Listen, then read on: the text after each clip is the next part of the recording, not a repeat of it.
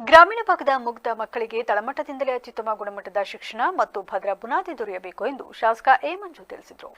ಅರ್ಕಲಗೂಡು ಪಟ್ಟಣದ ಜೈಭೀಮ್ ನಗರದಲ್ಲಿ 20 ಲಕ್ಷ ರೂಪಾಯಿ ವೆಚ್ಚದ ಅಂಗನವಾಡಿ ಕಟ್ಟಡ ನಿರ್ಮಾಣ ಕಾಮಗಾರಿಗೆ ಮಂಗಳವಾರ ಭೂಮಿ ಪೂಜೆ ನೆರವೇರಿಸಿ ಮಾತನಾಡಿದರು. ಪ್ರಾಥಮಿಕ ಹಂತದಲ್ಲೇ ಮಕ್ಕಳಿಗೆ ಸರಿಯಾದ ವಿದ್ಯಾಭ್ಯಾಸ ಹಾಗೂ ಸಂಸ್ಕಾರ ಸಿಕ್ಕರೆ ಮಾತ್ರ ಅವರು ಭವಿಷ್ಯದಲ್ಲಿ ಉನ್ನತ ಮಟ್ಟಕ್ಕೆ ಬೆಳೆಯಲು ಸಾಧ್ಯ.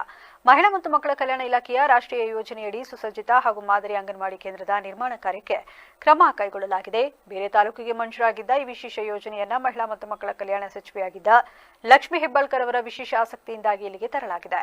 ಇದು ಕೇವಲ ಒಂದು ಸಾಮಾನ್ಯ ಕಟ್ಟಡವಾಗಿ ಉಳಿಯದೆ ಇಡೀ ಜಿಲ್ಲೆಗೆ ಅತ್ಯುತ್ತಮ ಮಾದರಿ ಅಂಗನವಾಡಿ ಕೇಂದ್ರವಾಗಿ ಹೊರಹೊಮ್ಮಲಿದೆ. ಕಟ್ಟಡ ನಿರ್ಮಾಣ ಕಾರ್ಯವು ಅತ್ಯಂತ ಗುಣಮಟ್ಟದಿಂದ ಕೂಡಿರುವಂತೆ ಸೂಚಿಸಿದರು.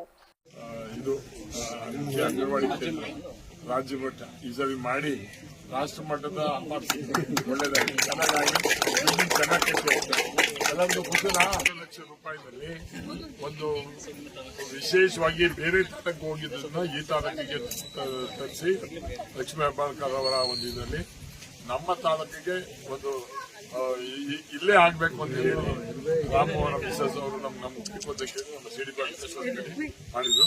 ಬಹುಶಃ ಇದು ಒಂದು ಉತ್ತಮವಾದಂತಹ ಕಟ್ಟಡ ಆಗ್ತದೆ. ಒಂದು ಇದು ಡಿಸ್ಟಿಕ್ ನಲ್ಲೇ ಮಾದರಿ ಆಗಿರ್ತಕ್ಕಂಥ ಅಂಗನವಾಡಿ ಆಗ್ತಾ ಇದ್ರೆ ಯಾವುದೇ.